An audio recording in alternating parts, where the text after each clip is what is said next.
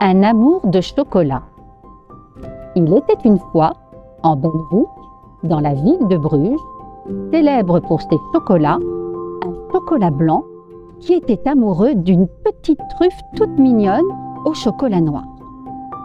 La famille du chocolat blanc ne voyait pas d'un très bon œil cette histoire. « Enfin, mon fils, lui disait son père, il serait plus convenable et plus simple que tu trouves une petite bouchée au chocolat blanc, du même plateau que nous, par exemple. » « Mais papa, moi, c'est la petite truffe noire que j'aime. Elle est tellement craquante, tellement différente. Les autres sont fades à côté d'elle. » « Eh bien, mon cher, si tu veux vivre une histoire compliquée et vouée à l'échec, je te laisse faire. » Maman Chocolat Blanc calma son mari en lui disant « Ne t'énerve pas, mon chéri. De toute façon, ils vont bientôt être séparés. La chocolatière prépare les ballotins de Noël et tu sais bien qu'elle ne mélange jamais les chocolats blancs et les chocolats noirs. Alors, ils ne se verront plus et notre petit oubliera vite sa truffe. »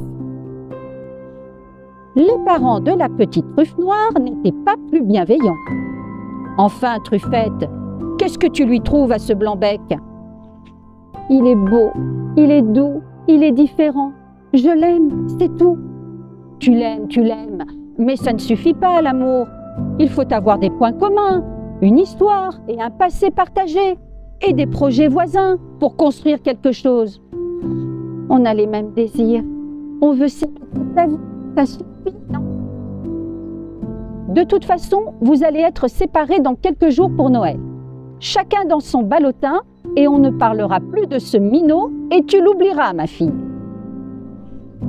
Quand la petite truffe noire et son blanc prétendant se retrouvaient en secret le soir, ils pleuraient à chaudes larmes de chocolat. « Nous ne nous verrons plus jamais. Qu'allons-nous devenir ?» Le jour de la préparation des ballotins arriva. La chocolatière prit les plateaux de pralines dans sa vitrine et commença à remplir les petites boîtes.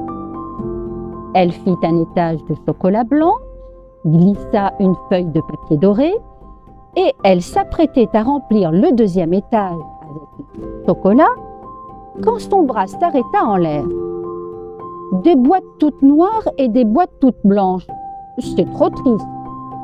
Si j'alternais une couche de chocolat blanc et une truffe de noir, pour mes clients, ce serait une vraie surprise de Noël. » Le cœur de Truffette tressauta de joie.